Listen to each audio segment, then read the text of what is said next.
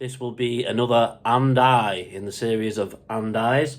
This one is Halloween movies and I. Okay? So basically, I became obsessed with the Halloween movies and the Halloween franchise pretty much immediately, as soon as one night in my bedroom when I was around about 9 or 10. I'd already been put to bed, but I did have a TV in my room. And when I felt it was safe, I got out of bed and I put the TV on very low. At that point, we only had 4 channels. So I'm seeing what's on. 1, 2, 3, 4, 3, 2, 1. BBC 2. All of a sudden, it was... Has anybody seen The Witches? With Angelica Houston. She takes a human mask off and she becomes a witch. And she's really ugly. And she's got the pointy nose and all the rest of it. It was that, but it was a man. It was literally that makeup, but it was a man. And he was like presenting some kind of movie double bill. And the first movie had already been on. And I'm not sure if I caught the end of it or not. I only remember this guy who said, "I hope you enjoyed that. Now we've got the absolute classic, John Carpenter's Halloween." And on it comes.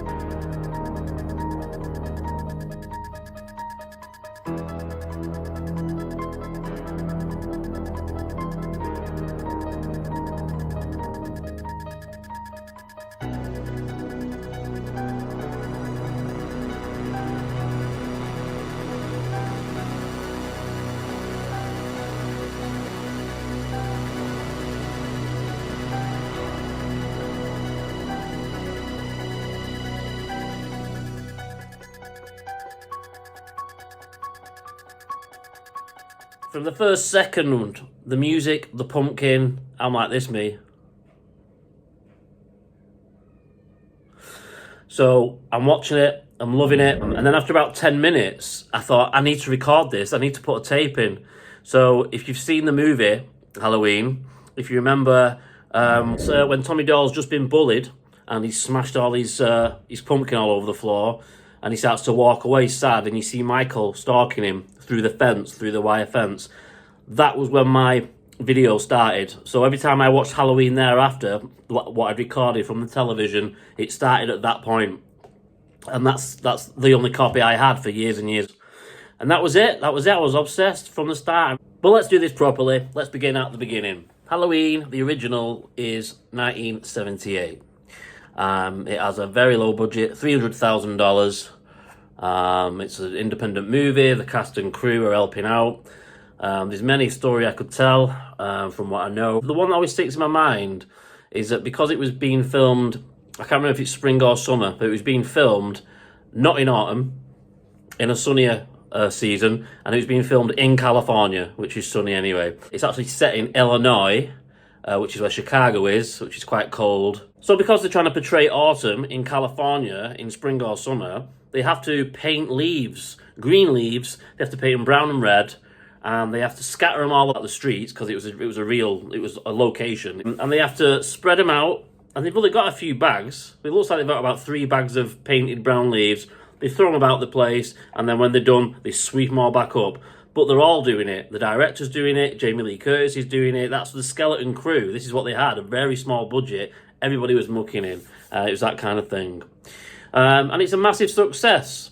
So much so that Jamie Lee Curtis actually gets kind of typecast, and she ends up doing quite a few horror movies thereafter, and she becomes the Scream Queen. But then we get to 1981, so 3 years later, and apparently the studios have been bugging John Carpenter and Deborah Hill, who wrote the original. John Carpenter directed it, but he also co-wrote it, and he wrote the theme as well. He also did the soundtrack.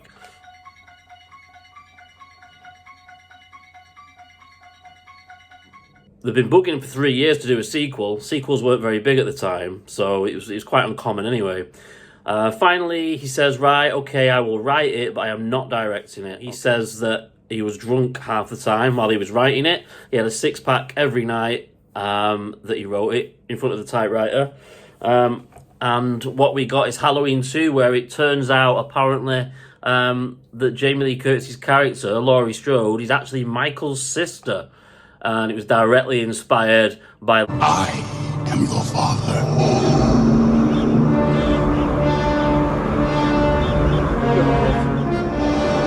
No. It's not true. And he said he ran out of ideas. He was drinking, and he thought, I need something, you know, what am I supposed to do with this? So he makes it so that they're related, brother and sister, which of course carries on throughout the franchise until the most recent ones, but we'll get to that later.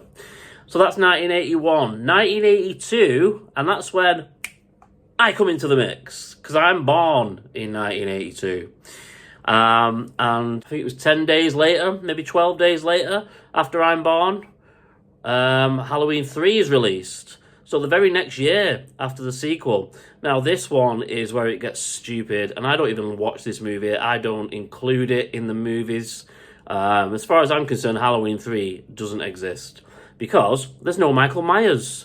They decided, as John had decided after the first one, that he'd done everything he wanted to do with the character, but then he got roped into writing the second one, that if you want me to get involved with this in any way, then there's got to be no Michael Myers. So they decided to, rather than do a sequence of sequels, they decided to turn it into an anthology.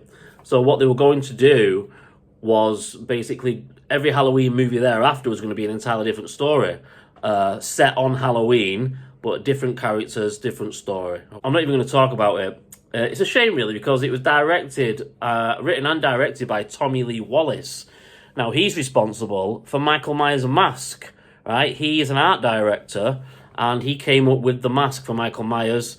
If you don't already know, it was a Captain Kirk mask that he got from a costume shop. They had Spock, Captain Kirk, and they were looking for something that they could, either that was already scary or that they could fashion and customize. And they got this Captain Kirk William Shatner mask. They cut the aisles bigger.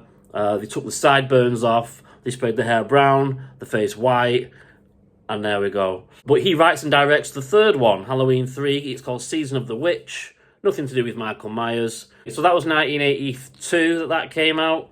So far there's been 3 movies, 3 Halloween movies. We don't count the third one, and I've just been born. That's where we're up to at this point. 6 years later, and it's 1988, and it's 10 years exactly after the first Halloween, and we get Michael Myers back. He's reintroduced into the franchise due to, fan demand, basically. Unfortunately, the third one didn't do a thing at the cinema. Everyone was like, where is Michael? So we get him back 10 years later, 1988, in Halloween 4. At this point, I'm only around about 6 years old, still no idea about these movies or this franchise at all. And it ends up, once I eventually do discover Halloween 4, it becomes one of my favourite ones. It does incredibly well at the box office. This is what fans have been waiting for, more and more Michael Myers. It does so well. Exactly a year later, Halloween 5 comes out. But the thing is, it wasn't even in production until after Halloween 4 came out. So because of this, they rush Halloween 5 into production. They're filming it. The script's not even fully finished yet. They're writing the script on spec as they're going through. They get this kind of weird French director. They introduced a character called the Man in the Black Hat. When they wrote him in, they didn't even know what he was going to do, why he was there.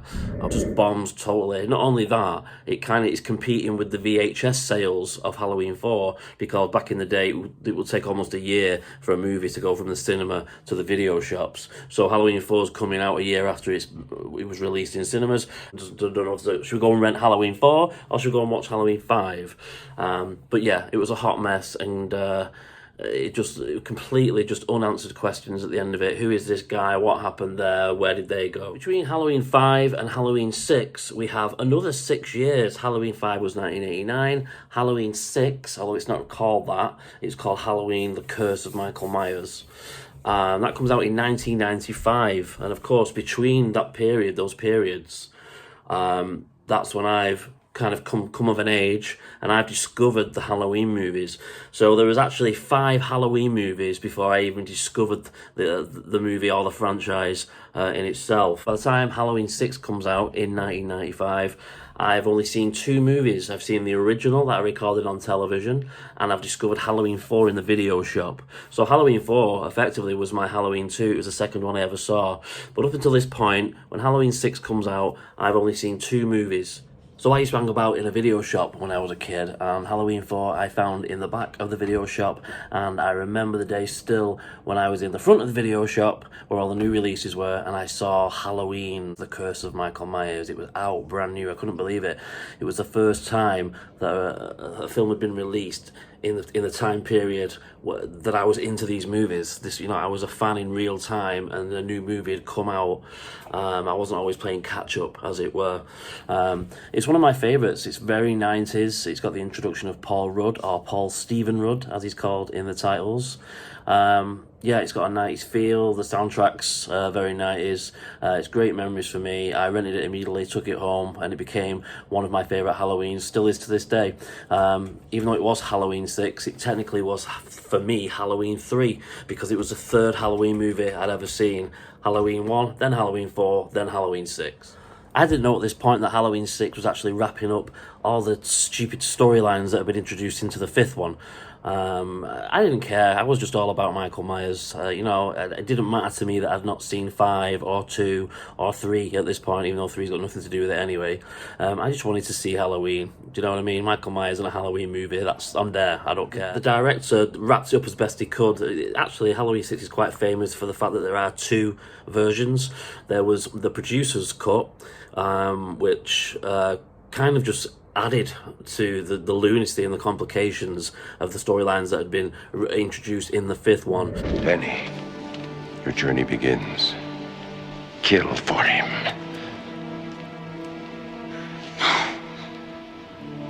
Michael, your final sacrifice.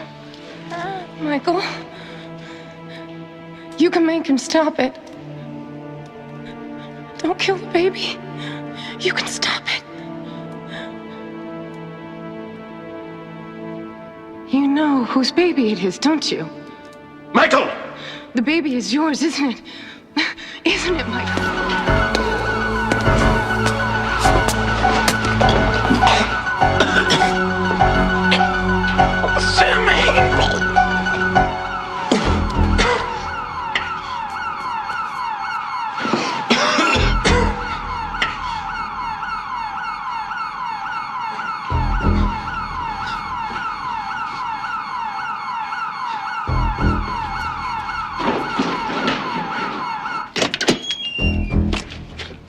Tommy! Where is he? It worked. Power of the runes stopped him. It got so far apparently, and then the people came in and said, you need to simplify it, it's just getting worse and worse. So the theatrical cut that I saw that came out in the video shop is, for me, the better one. He's yours.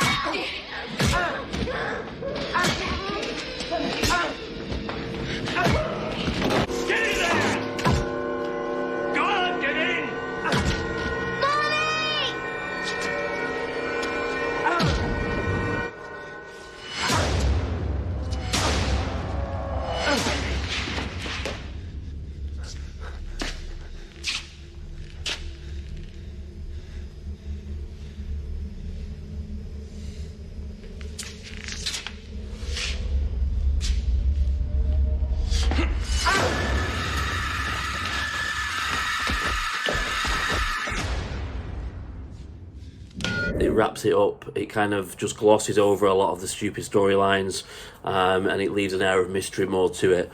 So that was 1995. We've got 96, 97, 98. Now, this is the first when we move into a different timeline. So Halloween's 1 to 6 are the same timeline, but effectively Halloween 6 is the last one in that timeline. When they'd come in 1998 with H2O, which means Halloween 20 years later, it's technically Halloween 7. I know, it's getting complicated now. It's technically Halloween 7. It's called H2O because it's 20 years after the first one. And this is when we start a new timeline, and this is a direct sequel from number 2. Halloween 2 from 1981. H2O is a direct sequel to that.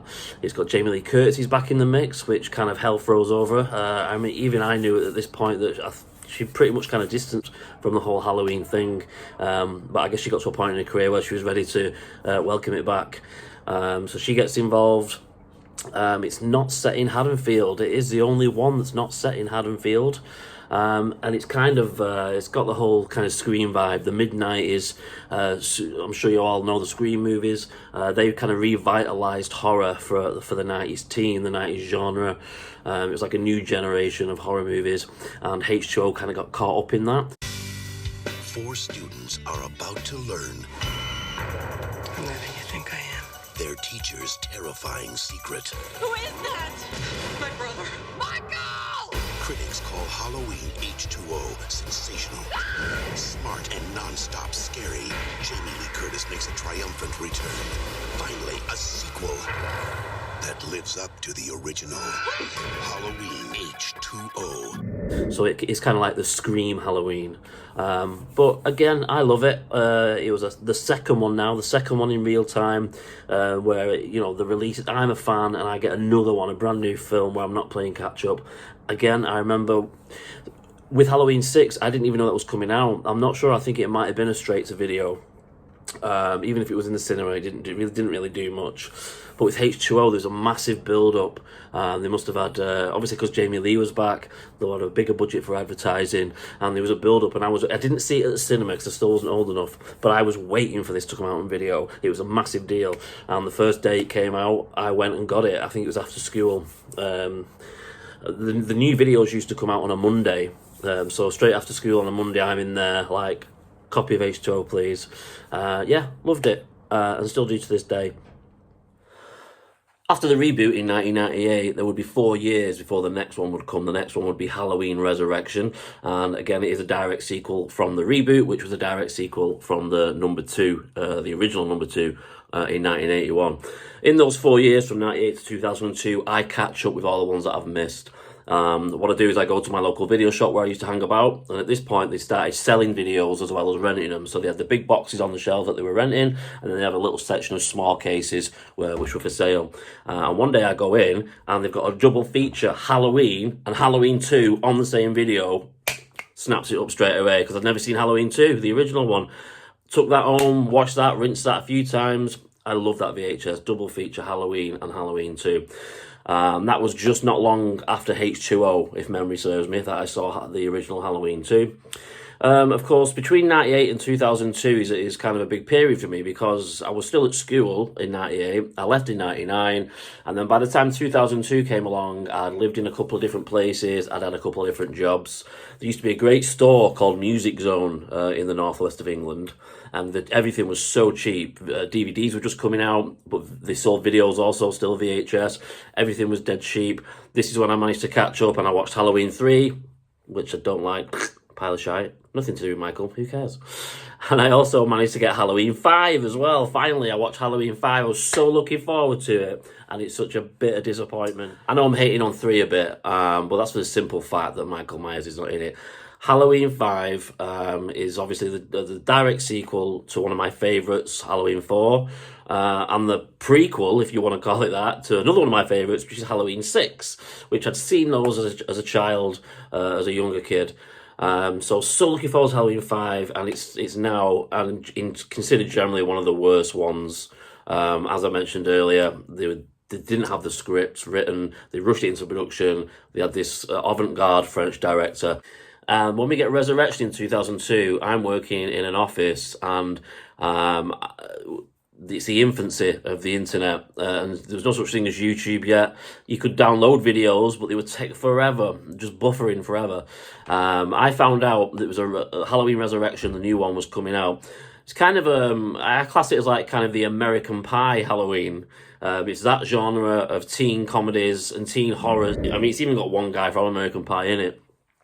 But it's another coming of age for me. I'm 19 at the time. Everything's new, the novelty of everything, going out with friends, going to the cinema, doing everything on your own without your parents, etc. You've got money. So I see that this movie's out, and I look for the trailer online at work, and I'm downloading it. It took all morning to download this trailer. Now, I used to like Resurrection. In fact, I still do. But it's considered, again, by the fan base, one of the worst of the movies. Before I was getting involved with like Facebook pages and fan groups for Halloween, I was fine with Resurrection, but it's people on those pages have slowly convinced me that it is one of the worst, and it kind of is. For me, it's just a product of its time, because it's completely... First of all, they bring Jamie Lee back in H2O, fine, but then they kill her off in the first 5 minutes of this one. So, and then the rest of it's got nothing to do with anything. It's obviously with things like Big Brother and stuff like that around the turn of the century. That's when we were getting Fly on the Wall, reality TV, etc. was starting. So it's basically a load of teenagers in Michael Myers' old house in Haddonfield, and they get locked in, they got cameras on their heads, and it's all over the internet, and people are watching it and paying to watch them explore Michael Myers' house. Of course, they don't know, as far as they're concerned, Michael Myers is long gone, but he's actually been living in the sewers underneath the house. One of the good things about Halloween Resurrection in 2002 is that I was old enough to go and see it at the cinema. It was my first Halloween that I got to see it at the cinema, which is a brilliant thing. Tomorrow night, you will enter the childhood home of our most brutal mass murderer. The home has been rigged up with several cameras, but for the most part, the audience will see only what you see. Are you sure they're not just putting us in some house with hidden cameras in the shower? It's gonna be fine. The windows will be boarded up, and all the doors will be locked shut behind them. No one will be allowed to leave until the show is over. Let the dangertainment begin. You think this is the one that he used to, do his thing? One flash and you could light up 1,000 computer screens. You are like this close to getting voted off the island. Wait, what just happened? We just lost Bill's camera. There's somebody in the hall.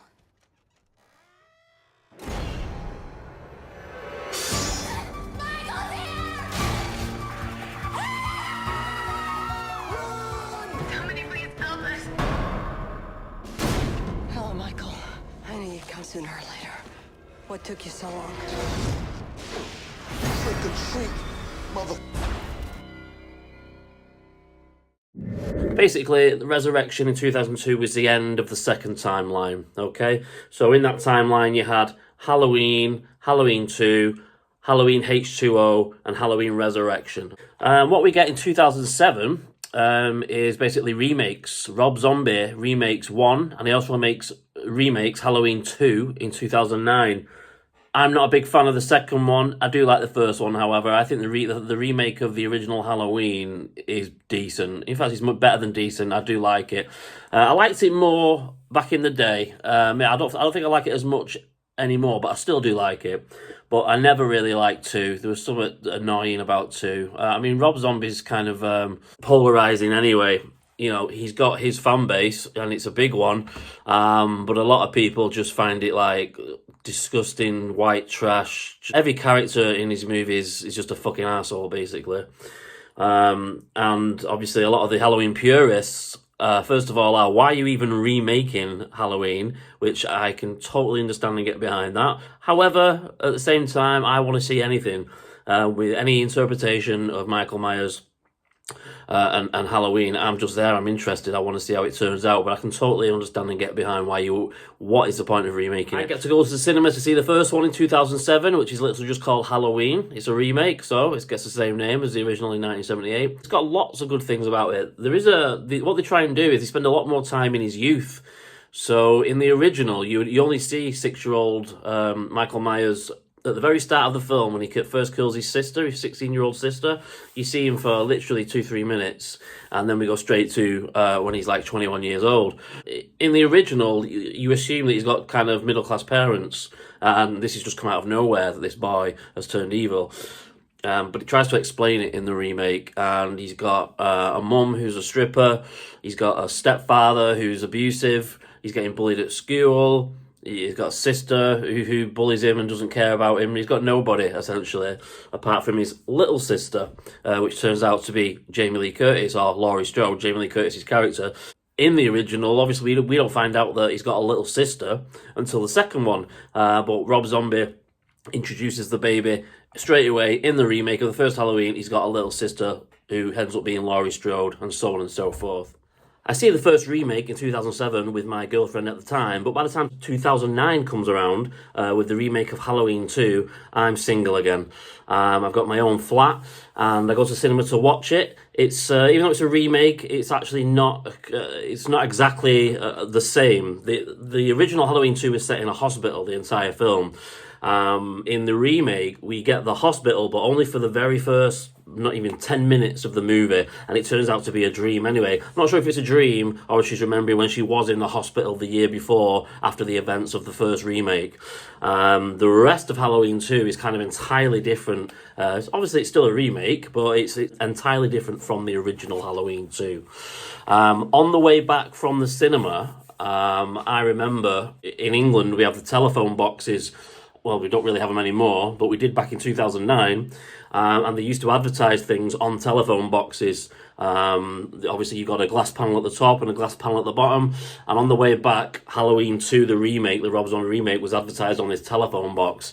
I'd not been in my new flat long, newly single, brand new flat, and I actually peeled off the top half of the telephone box. The top half was Michael Myers' face, and underneath it on the bottom half, it said the title of the movie. So I peeled off the top half and walked it all the way home, and when I got home I stuck it on the back of my new door on my new flat, and it was there for 5 years. It was there when I left too. When I moved out in 2014, it seemed to be fused to the door, and I couldn't get it off. Luckily, I still got my deposit back. After the Rob Zombie remakes, we have quite a few years until anybody thinks about making another Halloween movie. The next one would be 2018, so between 2009 and 2018, we don't get any new Michael Myers or Halloween material. In that time, I would say that, as I say, I was already pretty much obsessed, but in that time, I became a proud fan. I became even more obsessed with it, absolutely idolising the iconic status, the image of the mask, Michael Myers. I've got all the DVDs now. You know, I had a few of the VHSs, but now I've got all the DVDs. I'm proud that I've collected them all. I've got put a photograph on social media. I'm always sharing images, sharing quotes. And what I do in 2011, I get the front cover, basically, the Michael Myers mask from the front cover of Halloween 4. I get that tattooed on my arm. It's now 2025, so I've had that 14 years now. And also, jumping a bit ahead of time, just last year, I got Tommy Lee Wallace's autograph at a convention. So as I mentioned earlier in the video, Tommy Lee Wallace is the guy, the art director who came up with the mask, the William Shatner Captain Kirk mask. He's responsible for it. So last year I got his autograph, and I went and got it tattooed later on. I'll try. Thank you. Let's see. Let me just take a look. I just spoke to the guy. In fact, I spoke to the guy who said they're trying to have You know, that's what I think. This would be more successful. Alright, cool then. What do you think, man? I thought that as well. Plus it's matching up, like that one instead. Matching up with it. Go ahead and set it down. Just get loose. Get loose. Not playing. There you go. Oh yeah, you know what, I mean,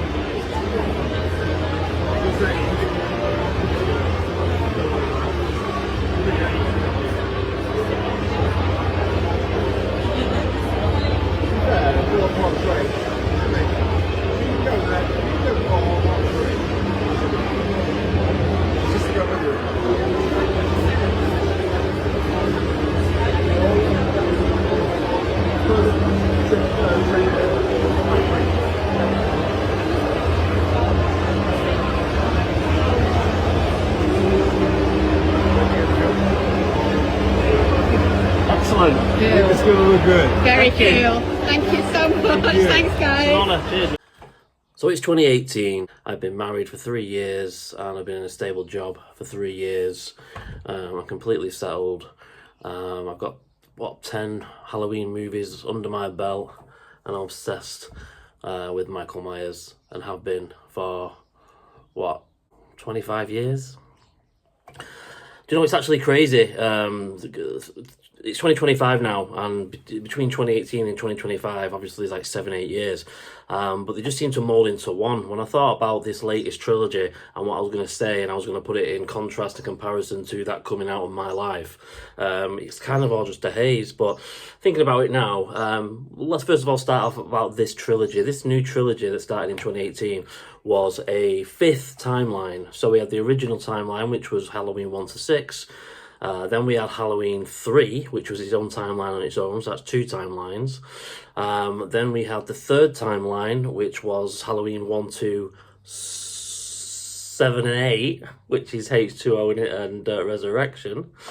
And then we had the 4th timeline, which was the Rob Zombie remakes. Okay, so now we're on to a 5th timeline. And now these, apparently, 2018, Jamie Lee's back again, once more. For 40 years, I've waited for him. He's waited for me. He will be killed tonight. Happy Halloween, Michael.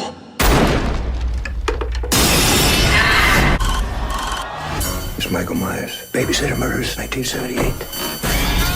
40 years to this day. We have to hunt him down. And this is a direct sequel to number 1.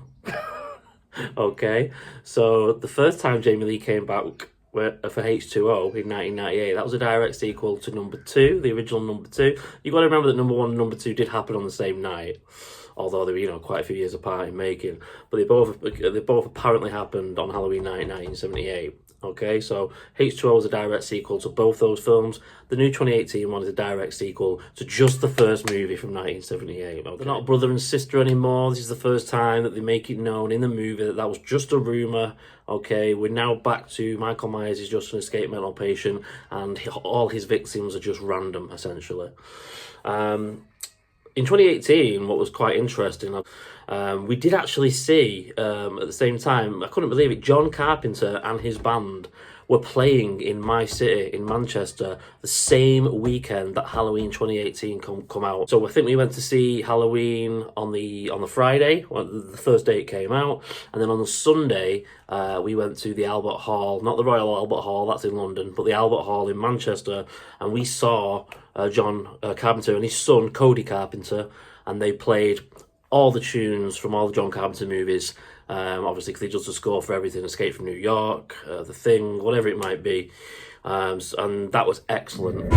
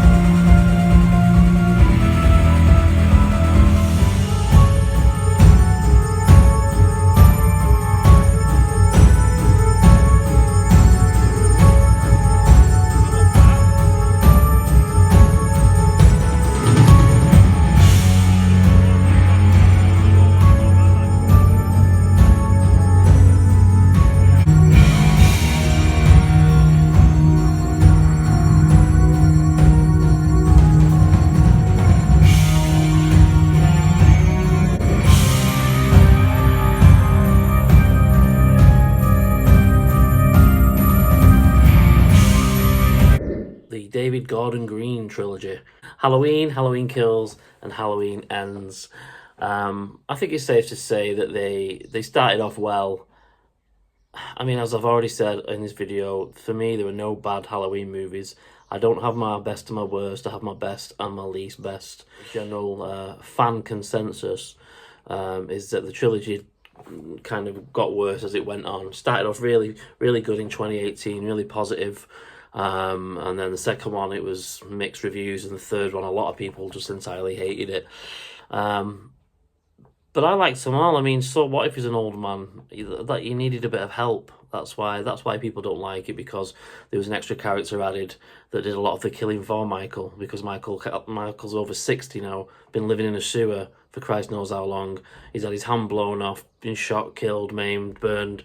Between 21 and 22, when the second and third movie came out in the new trilogy, and now 25, a lot of stuff has happened actually, because I have met 3 big actors, or certainly in this franchise anyway. I've met them, autographed.